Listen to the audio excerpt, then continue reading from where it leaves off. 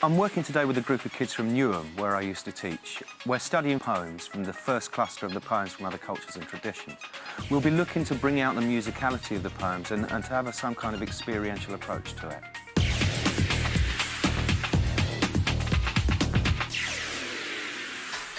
What's fascinating about Limbo is the link between the people on the slave ship and the Catholic notion of limbo, where babies go when they've not been baptised before death. Look at your numbers. Put your numbers down. Remember your numbers. Right, who were the first man and women on Earth? Adam and Eve. Which one of them committed the first sin, the original sin? Eve. It was Eve. Be careful of ladies. The issue with this is, because we are all, every single person in this room is actually meant to be a direct descendant of Adam and Eve, we are all stained from the moment of our conception with our father and our mother's sin. So according to the Catholic Church, the moment you are conceived in your mother's womb, you're a sinner. The only way that you can ascend to the kingdom of heaven is to have these sins washed away through baptism, through what the Catholics describe as the gift of baptism. Issue: what happens to little babies who are born and then die before they're baptised? Yes? They go to limbo. Go to limbo. Sorry, what's your name, mate? Niall. Niall. What's limbo, Niall? Limbo is in between heaven and earth. OK, and who lives there? People that haven't been baptised. What do we think of the idea of limbo, which lasts for all eternity? Not fair. It's not. It doesn't seem fair, does it? Where's Brooke? Stand up. Over there. Now, hurry up. Right, call you out by number. 20. Up. Now. 21. 15. 17. Move over here. You and you. Up. All of you guys, over there now, quickly. As tight as possible. You're not tight enough. Move in. Move up. Tighter, tighter to each other. OK, could you move backwards and move backwards? Right, this is the testimony of a guy called Reverend Walsh. He discovered a load of slaves on a slave ship. The heat of these places was so horrid and was so great and the odour so offensive that it was quite impossible to enter them, even had there been room. There were 517 creatures of all ages and sexes, some children, some adults, some old men and women, all in a state of total nudity, scrambling out together to taste the luxury of a little fresh air and water. They came swarming up like bees from the aperture of a hive, till the whole deck was crowded to suffocation from stern to stern. Right, we're going to do a little exercise. On the drum and the whip crack, if your number is 1, you shout out 1. The next whip crack, if your number is 2, you shout out 2. As you're doing this, we're doing this only so that you can remember the order. Remember the person who says the number before you. 1, 2. 3.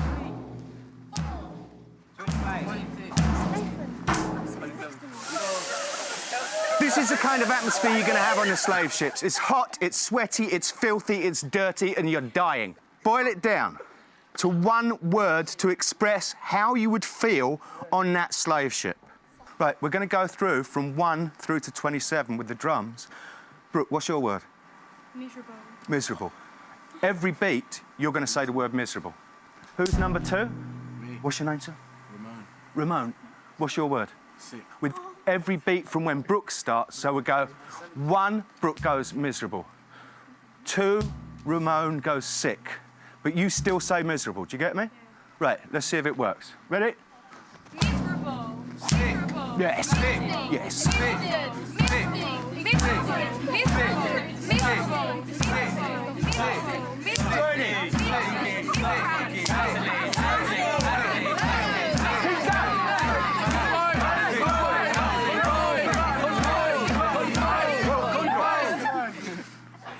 How do the guys on the slave ships, how are they like the babies in Limbo?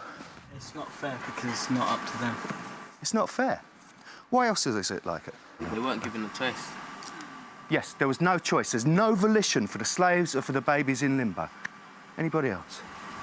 Limbo is a place of uncertainty, so the slaves do not know where they're going, so therefore they're unaware of where they're going. That's a fantastically brilliant answer. Yeah. The babies don't know when it's going to end, where they're going, what's happening. The slaves are just in a black hole of, of cess and filth. The key is the uncertainty. Right, you can come back. Right, can I have Niall and Ramon, please, standing here, either side of this stick? So if you just hold it. Right, do you know what limbo dance is? It's a celebratory dance. They do it on beaches, and it's kind of a tourist attraction, where they go back underneath a stick. I did well there. Go back underneath the stick. If you touch the stick with any part of your body, then you're automatically out. Let's have 5 guys, please. Take it away. Go. Easy peasy. Well done. No, he touched it. Well done. Sit down. Oh! It's actually the way that the slaves came onto the slave ships. Okay? They couldn't walk on. In order to get in the gap, they had to bend their knees like that and go through. It was called the understick dance. And it actually portrays the slaves going into the hold of the slave ship. The deck and the floor were very close together. The title of the dance, Limbo, comes from a derivation of limber, as in they had to limber up to actually get loose enough to get in there. Right, we're going to have the same 5 guys, please, over there. Right, everybody else, could you take a copy of the poem Limbo, which you've been given? Right, this is how we're going to read it out. Try and get it as the chant on a slave ship. OK, go. And limbo stick is a silence in front of me. Limbo, limbo like me. Limbo, limbo like me. Long dark night is a silence in front of me. Limbo, limbo like me. Stick hit sound and the ship like it ready. Stick hit sound and the dark still steady. Limbo, limbo like me. Long dark deck and the water surrounding me. Long dark deck and the silence is over me.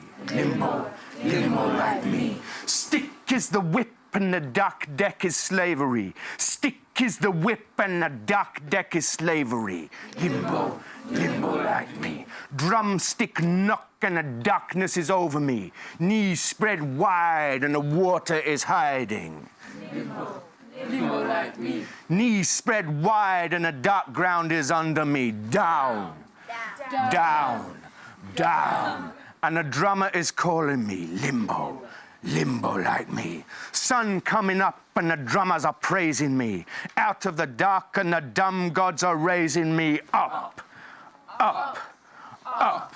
And the music is saving me. Hot, slow step on the burning ground. Well done, sit down. Do that. While you're doing it, see if you can put a letter sound with your voice. What sound is this with your voice? That's good. Cool. Mark, could you do us some ring clicks, please?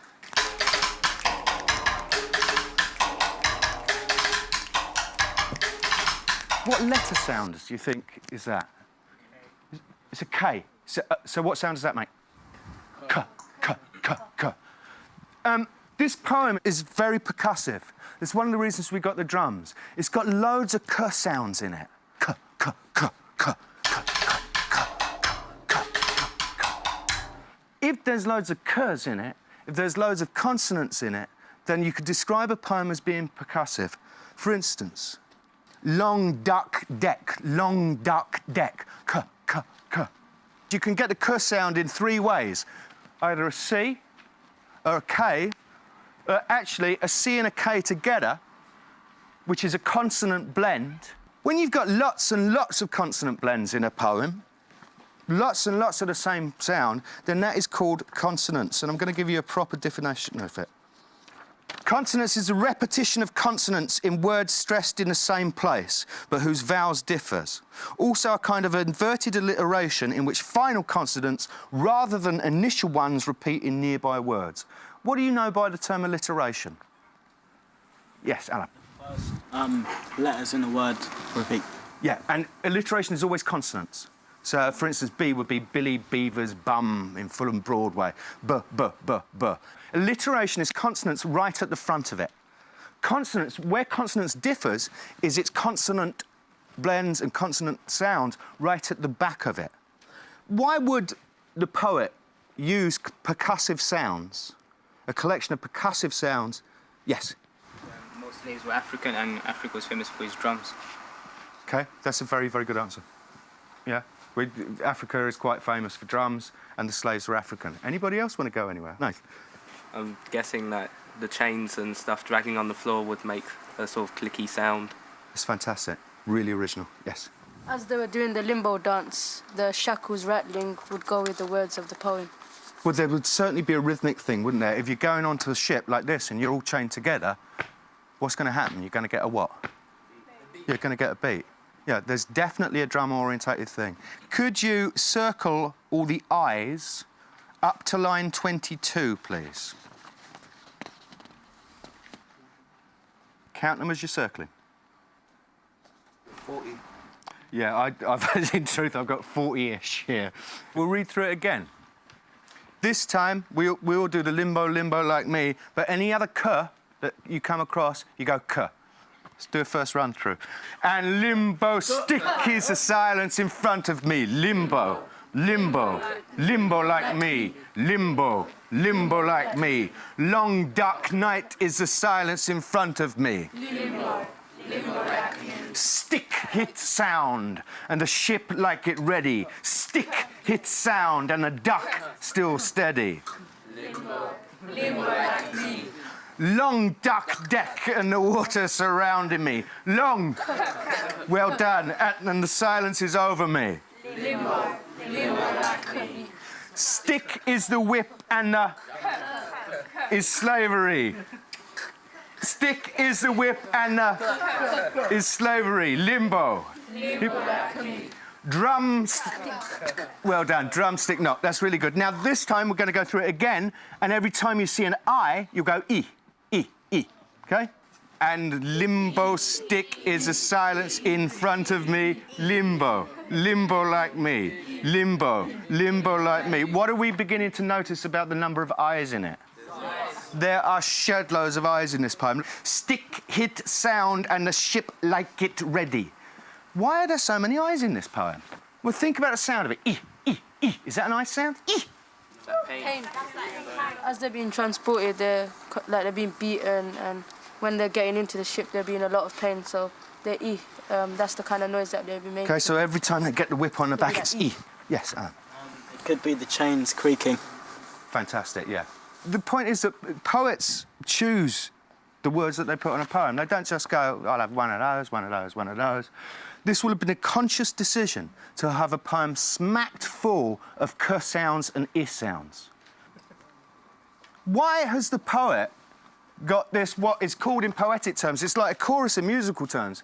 In poetic terms, it's a repeated refrain. Why has the poet got this stupid limbo, limbo, limbo like me in there? Yeah. It's kind of like a repetition, like for you to get it straight into your head, like to know what it's all about. Yeah, the repetition bears into your brain. Is that a good enough reason, though? Yes. No. Slaves just had to keep going underneath the barrier, keep them doing limbo all the time to get in. So give us that again, because that was so good. Like the slaves had to keep on doing limbo all the time when they were trying to get into the slave ship because the barrier was so low. They probably had to sing like limbo, limbo, limbo. So you're saying that they would actually have to have a slave song to get the rhythm together? Yeah, or they would like time it wrong and they'd probably hit the head on the bar or something. OK, so it was all timing actually getting into the ship. Anybody else? Why is this stupid chorus here? Have you got an idea? The slaves were repeatedly going in and in and in, so that's why the chorus is repeatedly saying limbo, limbo. It's an enormously intelligent idea, OK? The whole lives are going to be one of utter monotony. There's, yeah, the whole process of loading them in, 571 of them, is monotonous and repetitious. So the chorus is monotonous and repetitious. And because they're just going in, they're not coming out. And if like anyone that comes out is dead or something, so like the chorus gonna be the same throughout every day. Because if you think about limbo, what was the first thing we were talking about? Limbo with the place where the babies die? Can you somehow compare those? Yes. The state of limbo is everlasting, and the state of slavery, they had no end. So the repetition emphasizes the eternal. OK, that really is quite a fantastic comment. The state of slavery seemed to be everlasting. Limbo is everlasting. OK, Julian, could I ask you for your rendition of Limbo, please? And limbo stick is the silence in front of me. Limbo. Limbo like me, limbo. Limbo like me. Long dark night is the silence in front of me. Limbo, limbo like me. Stick hits sound and the ship like it ready. Stick hits sound and the dark still steady. Limbo, limbo like me. Long dark deck and the water surrounding me. Long dark deck and the silence is over me. Limbo, limbo like me. Stick is the whip and the dark deck is slavery. Stick is the whip and the dark deck is slavery. Limbo, limbo like me. Drumstick knock and the darkness is over me. Knees spread wide and the water is hiding. Limbo, limbo like me. Knees spread wide and the dark ground is under me. Down, down, down. And the drummer is calling me. Limbo, limbo like me. Sun coming up and the drummers are praising me. Out of the dark and the dumb gods are raising me. Up, up. And the music is saving me. Hot, slow step on the burning ground.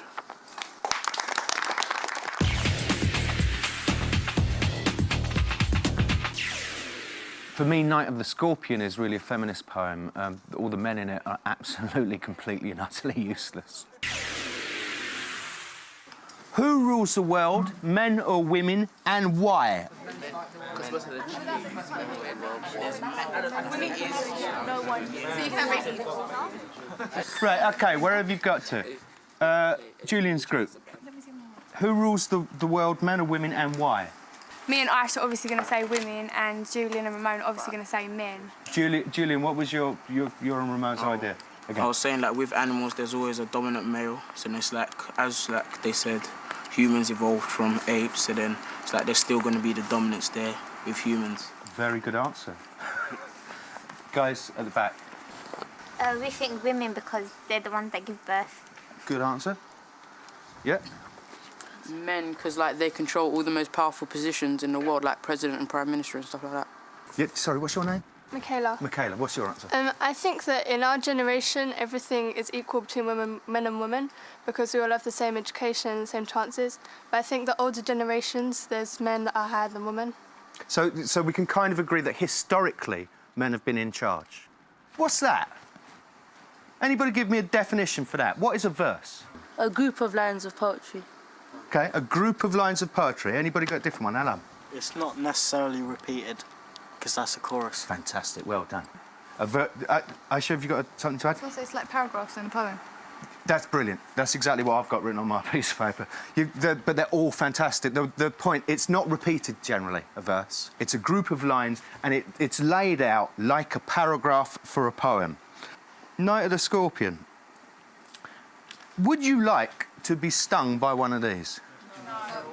Could you take the Night of the Scorpion poem, please, and your scissors? There are 2 verses in this. I want you to cut those 2 verses out, please. So you've got the second verse is somehow separate from the first verse. Right, once you've done that, put the first verse, you like your scales, put the first verse on your left hand, if you can balance it. Like that, with your palm up, the first verse on your left hand. Then get the second verse and put it on your right hand, like that. What do we notice? One is heavier. One is slightly heavier. Let's prove it. There's a few more words. Let's hope these scales work. First verse, there's second verse down there. First verse. Right, the first verse is all about the men's actions. The second verse is the only time it focuses on anything that the woman says. Get a piece of plain paper and take it and fold it so that you've got a fold down here. The title on the top of the left-hand side is What the Men Do. And guess what the title on the right-hand side is? What the Woman Does. Well done. And in your groups, go through the poem and record every male action on the left-hand side and every female action, the key here is action, what she does, on the right-hand side. Go. Put in the middle peasants because it refers to... That's all it is. That's revealing her feminine emotion. After 20 hours of stealing the woman, it went away.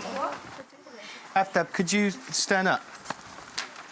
just read out individually what the men did when this woman was bitten by a scorpion? They chanted the name of God to paralyze the scorpion. Is this a strategy that is likely to work? No. Do scorpions listen to people praying? I'm not sure they do. What does the men do next? They click their tongues. They click their tongues.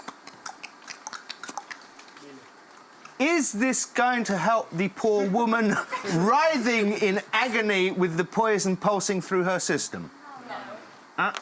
Poison don't listen to her. Next. Make scorpion shadows using lanterns and candles. These boys are really hot. His wife is dying and he makes scorpion shadows use... You know, it's really going to work. Thank you, Afdad. That was fantastic. What does the woman do? Well, she writes on the floor in agony. She gets stung. She gets stung. So she's the recipient of all this stuff. At the end, she thanks God that the scorpion stung her and not her kids. The poet's voice in this is an ironic voice. When the poet is talking about the men, he or she is taking a mickey. Can you think of a word to describe the one thing, the one active thing that the woman says? What quality does that show? Yes? She shows selfless love for her children. Absolute, complete, selfless love. She's been through the fires of bloody hell and she says she's glad because it didn't sting her kids. You know, that almost chokes me up, the power of love in that. You know, these men do not deserve a woman like that. Right, boys, could you highlight with a pencil the whole of line 9, which is buzzed the name of God 100 times, and all of line 17 apart from they Girls, can you circle they said on line 17? Right, all the stuff the boys have underlined is where basically the guy's actions are just based on complete superstition and foolishness. So in order to highlight that, as I'm reading through it, I want you to go hobba bobba bobba bobba bobba. On a count of 4, 1, 2, 3, 4. Fantastic. Girls, whenever it comes to a they said, in the most outrageously sarcastic voice you can muster, come up with they said. Okay, all the girls together. 1, 2, 3, 4. They said. Right, let's read it. Ready with the hubba bubbas. May your suffering decrease the misfortunes of your next birth. They said. May the sum of evil balanced in this unreal world against the sum of good become diminished by your pain. May the poison purify your flesh of desire and your spirit of ambition. They said. And they sat around on the floor with my mother in the centre, the peace of understanding on each face.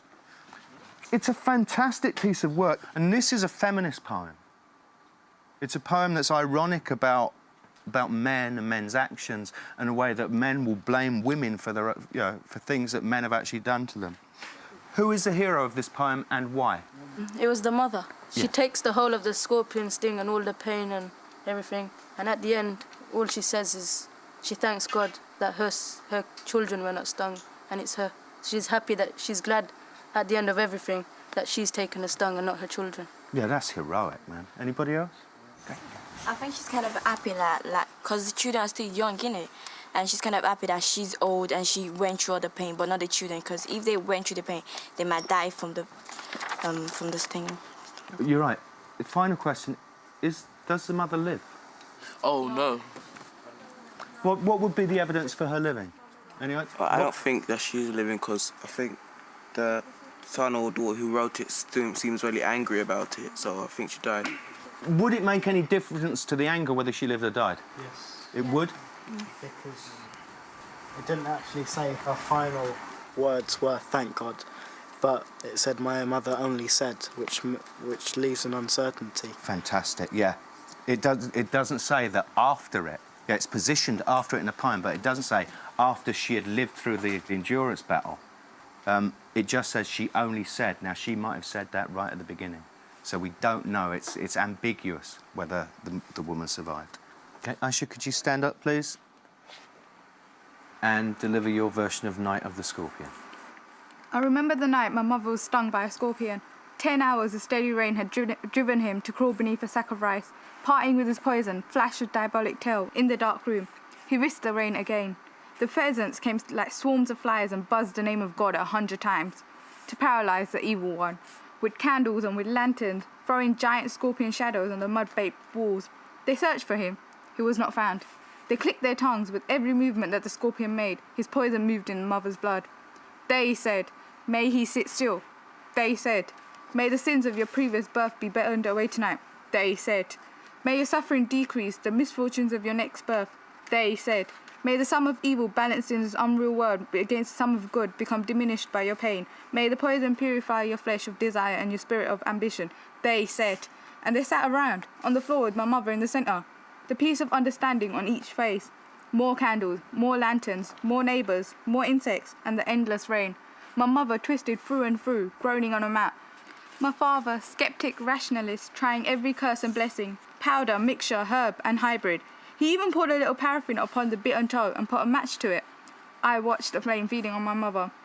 I watched the holy man perform his rites to tame the poison with an incantation. After 20 hours, it lost its sting.